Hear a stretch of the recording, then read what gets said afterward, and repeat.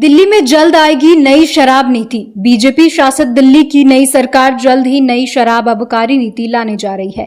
इसका उद्देश्य लोगों को अच्छी क्वालिटी की शराब उपलब्ध कराना, शराब की बिक्री और वितरण प्रणाली को पारदर्शी, आधुनिक और उत्तरदायी बनाना है।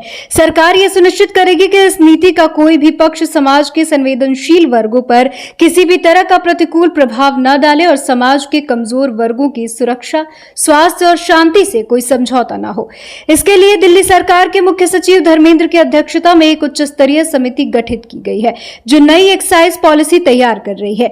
ये समिति कई अन्य राज्यों की आबकारी नीतियों की समीक्षा भी कर रही है, ताकि शराब के समुचित वितरण के साथ साथ सामाजिक सुरक्षा को भी सर्वोच्च प्राथमिकता दी जा सके। मुख्यमंत्री रेखा गुप्ता ने शुक्रवार को यह जानकारी देते हुए बताया कि नई नीति के तहत आबकारी व्यवस्था में सुधार के अनेक बिंदुओं को शामिल किया जा रहा है। इनमें शराब की गुणवत्ता का वैज्ञानिक परीक्षण, बिक्री प्रणाली का डिजिटलीकरण, अवैध बिक्री पर रोक और लाइसेंसिंग प्रक्रिया में पारदर्शिता सुनिश्चित करना प्रमुख है।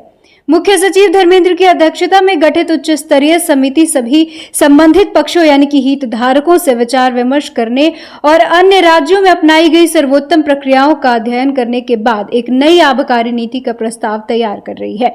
ये काम 30 जून तक पूरा किया जाएगा। समिति दिल्ली का वर्तमान और पूर्व आबकारी नीतियों की भी समीक्षा करेगी।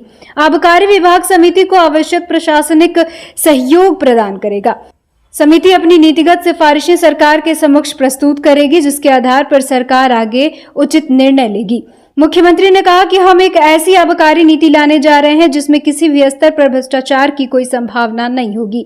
शराब के दुरुपयोग को रोकने के लिए जन जागरूकता अभियान चलाए जाएंगे और सार्वजनिक स्थलों पर शराब के सेवन पर निगरानी कड़ी रखी जाएगी।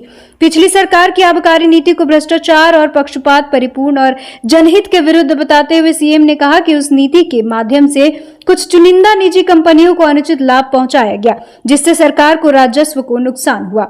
पिछली सरकार की नीति में ना तो कानूनी प्रक्रिया का पालन किया गया, ना उसमें जनता के हितों को कोई प्राथमिकता दी गई। भ्रष्ट आबकारी नीति के चलते पूर्व मुख्यमंत्री और सरकार के मंत्रियों को जेल भी जाना पड़ा।